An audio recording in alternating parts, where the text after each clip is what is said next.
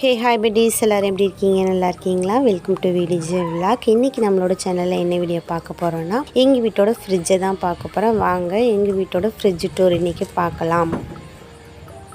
என்ன friends, fridge tour காட்டுறேன்னு சொல்லிட்டு ஒரு குட்டி தர்மாக்கோல் பாக்ஸ் காட்டுறேன்னு சொல்லிட்டு பார்க்குறீங்களா? எங்கள் வீட்டோட ஃப்ரிட்ஜு இது தான் ஃப்ரெண்ட்ஸ். ஆமாம் ஃப்ரெண்ட்ஸ், எங்கள் வீட்டில் ஃப்ரிட்ஜ் இல்லை. ஸோ நான் இந்த தர்மாக்கோல் பாக்ஸில் தான் நான் ஐஸ் வச்சு மீன்லாம் எப்போதுமே குக்கிங்க்கு எடுத்துப்பேன். இந்த பாக்ஸோட ரேட் வந்து 150 ரூபா ஃப்ரெண்ட்ஸ். 150 ரூபா கொடுத்து இந்த பாக்ஸ் நான் வாங்கினேன். அதோட இந்த பாக்ஸ் வந்து சுத்தரம் வந்து செல்லோ டேப் போட்டு ஒட்டியிருக்கேன் ஃப்ரெண்ட்ஸ். என்னோடய பையன் வந்து எதையாவது வச்சு கிழிச்சிடுவான், அதை பேத்துருவாங்கிறதுனால நான் வந்து அதை செல்லோ டேப் போட்டு ஒட்டி வச்சுருக்கேன். இந்த ஐஸ் வந்து நாங்கள் ஐஸ் பேங்கில் வாங்கினோம். ஐஸ் பேங்கில் போய் ஐஸ் வேணும்னு கேட்டாவே உடச்சி கொடுப்பாங்க. நாங்கள் 20 ரூபாய்க்கு வாங்கிட்டு வந்திருக்கோம். 20 ரூபாய்க்கு அரை மூட்டை ஐஸ் கட்டி உடச்சி கொடுப்பாங்க. ரொம்பவே நிறைய கிடைக்கும்.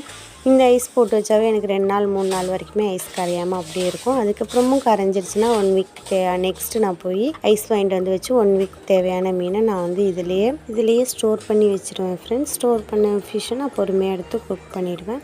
இப்போ நீங்கள் பார்த்துட்ருக்க இந்த மீன் வந்து பனியார பாறைன்னு சொல்லுவாங்க. ரொம்பவே டேஸ்ட்டாக இருக்கும் ஃப்ரெண்ட்ஸ் இந்த மீனை இப்போ தான் ஃபஸ்ட் டைம் எங்கள் வீட்டுக்காரங்க கொண்டுட்டு வந்து நான் குக் பண்ணேன். அவ்வளோ டேஸ்ட்டாக இருந்துச்சு.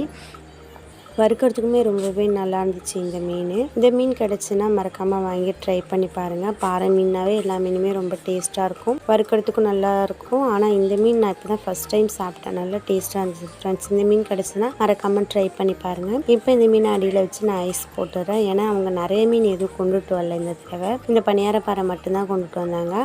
மீன் ஒரு வகை மீன் ஒன்று மட்டும்தான் இருக்கிறதுனால இந்த மீனையும் நான் போட்டு டைரெக்டாக ஐஸ் வச்சுட்டேன். இதே கொஞ்சம் பெரிய மீன், குட்டி சைஸ் மீன்லாம் எடுத்துகிட்டு வந்தாங்கன்னா பெரிய மீன் அடியில் வச்சு குட்டி சைஸ் மீன்லாம் மேலே வச்சு ஐஸ் போடுறது நல்லது. ஏன்னா பெரிய மீன் அடியில் வச்சாலும் மேலே வெயிட் கொடுக்கும்போது அது வீணாக போகாது. அதே குட்டி மீனோ இல்லை செதில் ரொம்ப மென்மையாக உள்ள மீனோ வச்சு நீங்கள் ஐஸ் போட்டிங்கன்னா அது வெயிட் தாங்காமல் வீணாக போகிறதுக்கும் இல்லை டேமேஜ் ஆகிறதுக்கும் நிறைய வாய்ப்பு இருக்குது. அதனால் வெயிட்டான மீன், கொஞ்சம் பெரிய மீன்லாம் அடியில் வச்சு ஐஸ் போடுறது ரொம்பவே நல்லது ஃப்ரெண்ட்ஸ். நெக்ஸ்ட் வந்து நான் ஒரு பாக்ஸ் எடுத்துருக்கேன் ஃப்ரெண்ட்ஸ். இதில் வந்து கனவா மீனை தான் ஃப்ரெண்ட்ஸ் ஐஸ் வைக்க போகிறோம். கனவா மீன் வந்து கொஞ்சம் தண்ணி நிற்கிற மாதிரியே கனவா மீனில் ஐஸ் வைக்கிறதும் நல்லது தான் ஃப்ரெண்ட்ஸ். எனக்கு தண்ணி நிற்கிற மாதிரியே கனவா மீன் ஐஸ் வச்சாதான் மீன் வந்து டேமேஜ் ஆகாது. இல்லைன்னா ஒன்னோட ஒன்று ஒட்டி போய் ஒரு மாதிரி வீணாக போன மாதிரி ஆகிடும். ஸோ அதனால் கனவா மீன் ஐஸ் வச்சிங்கன்னா அதில் கொஞ்சம் தண்ணி நிற்கிற மாதிரி ஐஸ் நிறைய வைங்க.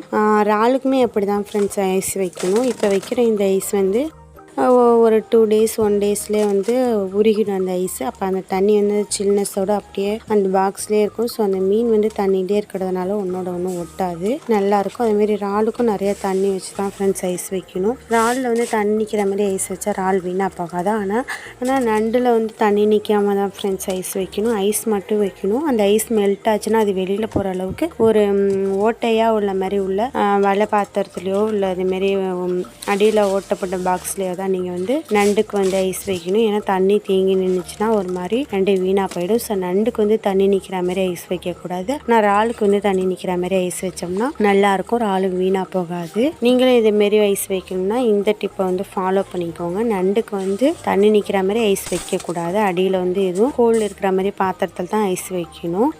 அதேமாரி இறாலுக்கு வந்து தண்ணி நிற்கிற மாதிரி ஐஸ் வைக்கணும். அப்போ தான் வந்து இறால் நல்லாயிருக்கும். இப்போ வந்து இறாலுக்கு நான் வந்து ஐஸ் வச்சுட்டேன் ஃப்ரெண்ட்ஸ். ஒரு சின்ன இட்லி குண்டால இந்த இறால் எல்லாத்தையுமே எடுத்து வச்சு அது மேலே நிறைய ஐஸ் வச்சுட்டேன். அது மேலே போட்டிருக்க ஐஸ் எல்லாமே வந்து மெல்ட் ஆகிடும். மெல்ட் ஆகிட்டுனா கூட அதில் வந்து தண்ணி தேங்கி நிற்கும். ஸோ கொஞ்சம் ஓரளவுக்கு தண்ணியும் ஓரளவுக்கு ஐஸுமாக இருக்கும். ஸோ இறால் வீணாக போகாது. இப்போ இது மூடி போட்டு நம்ம வந்து ஒரு மூலையில் வீட்டில் ஒரு ஓரமாக எடுத்து வச்சுட்டு அது மேலே வெயிட் வச்சிட்டோம்னா அது பாட்டுக்கு அது ஓரத்தில் இருக்கும். எப்பப்பெல்லாம் நமக்கு மீன் தேவையோ அப்பப்பெல்லாம் எடுத்து க்ளீன் பண்ணி நம்ம சமைச்சிக்கிடலாம். இதான் ஃப்ரெண்ட்ஸ் எங்கள் வீட்டு ஃப்ரிட்ஜு. இது வந்து வெறும் 150 ரூபாய்க்கு தான் இந்த பாக்ஸ் வாங்கினேன். ஐஸ் வந்து ஒரு 20 ரூபாய்க்கு வாங்குவேன். இல்லை ஐஸ் கரைஞ்சிட்டுனா எக்ஸ்ட்ரா கூட இன்னும் 20 ரூபாய்க்கு வாங்கிப்பேன். ஒரு 170 ரூபாயில் அழகாக எங்கள் வீட்டில் குட்டியாக ஒரு சின்ன ஃப்ரிட்ஜு தான் ஃப்ரெண்ட்ஸ் இது எங்களுக்கு. உங்கள் வீட்லேயும் ஃப்ரிட்ஜ் இல்லைன்னா இதுமாரி வாங்கி ட்ரை பண்ணி பாருங்கள். வெஜிடபிள்ஸும் வச்சுக்கலாம், மீனும் வச்சுக்கலாம். நம்ம இப்போ எங்கள் வீட்டு ஹாலில் ஒரு ஓரமாக வச்சு அது மேலே நான் ஒரு வாளியில் வந்து வெயிட் வச்சுருக்கேன். அது உள்ள வந்து சத்து மாவு பாக்கெட் தான் ஃப்ரெண்ட்ஸ் இருக்குது. அந்த வெயிட்டை வச்சு நான் அதில் வச்சுருக்கேன். இது வந்து இன்னொரு நாள் நான் வந்து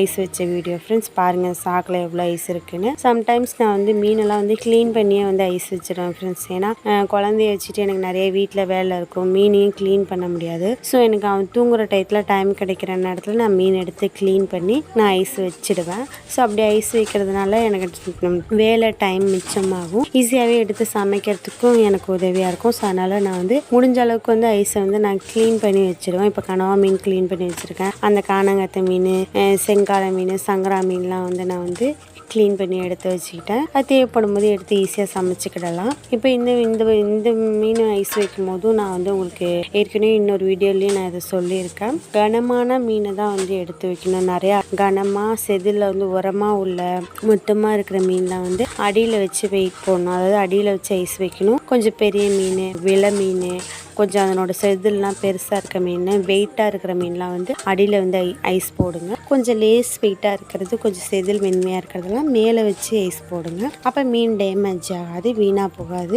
நல்லா இன்னும் 2-3 நாளைக்கு வச்சு நம்ம சமைக்கலாம். ஸோ அதனால் நான் வெயிட்டாக உள்ள கொஞ்சம் செதில் பெருசாக இருக்க இந்த மீனை வந்து கண்ணன் மீன்லாம் வந்து நான் அடியில் வச்சு ஐஸ் போட்டு, மேலே கொஞ்சம் மென்மையாக உள்ள மீன், சீலா மீன், காணாங்கத்தை மீன், இந்தமாரி மீன்லாம் வந்து நான் மேலே வச்சு ஐஸ் போட்டேன். இறால்லாம் வந்து மேலே வச்சு ஐஸ் போடுறது ரொம்பவே நல்லது ஃப்ரெண்ட்ஸ். இறால், காணாங்கத்தை, கனவா மீன் இதெல்லாம் வந்து தனித்தனி பாக்ஸில் ஐஸ் வைக்கிறது ரொம்ப நல்லது. ஆல்ரெடி நான் சொல்லியிருப்பேன் இந்த வீடியோலேயே. இப்போ இந்த சீலா மீன், காணாங்கத்தை மீன் தோல்லாம் ரொம்பவே சாஃப்டாக இருக்கும். அதனால் வந்து இது அடியில் போட்டு இது மேலே வெயிட்டான மீனை வச்சு நீங்கள் ஐஸ் போட்டிங்கன்னா இந்த மீன் வந்து ரொம்பவே அமுங்கும், டேமேஜ் ஆகும், வேஸ்ட்டாக போகும். நல்லா ஃப்ரெஷ்ஷாக இருக்கிற மீனை சமைச்சு சாப்பிட்றதுக்கும் அது கொஞ்சம் அழுத்தம் கொடுத்து தோல்லாம் வாங்கிட்டு போய் சாப்பிட்ற மீனுக்கும் வித்தியாசம் நல்லாவே இருக்கும். அதனால் இதேமாரி வந்து ஐஸ் போட்டிங்கன்னா மீன் வந்து இன்னுமே 2-3 நாளைக்கு நல்லா வீணாக போகாமல் இருக்கும், வச்சு சமைக்கிறதுக்கும் நல்லாயிருக்கும். இப்போ நான் அகெயின் இந்த மீன் பாக்ஸ் எடுத்திருக்கேன், ஒரு குட்டி பாக்ஸ் எடுத்து அதில் வந்து நான் வந்து காணாங்கத்தை மீன், கனவா மீன் தான் ஃப்ரெண்ட்ஸ் ஸ்டோர் பண்ணி வச்சுருந்தேன். இந்த டைம் வந்து கனவா மீனை வந்து நான் க்ளீன் பண்ணியே வச்சுருந்தேன். அதனால் வந்து கனவா மீனை வந்து இதில் சேர்த்து அது கூடயுமே வந்து நிறைய தண்ணி நிற்கிற மாதிரி தான் வந்து நான் ஐஸ் வச்சுருக்கேன். ஏன்னா தண்ணி நின்றுச்சுன்னா கனவா மீன் ஒன்றோட ஒன்று ஒட்டி வீணாக போகாமல் நல்லாயிருக்கும். அதனால் தண்ணி நிற்கிற மாதிரி நிறையவே ஐஸ் வச்சு நான் அந்த பாக்ஸை வந்து க்ளோஸ் பண்ணிட்டேன்.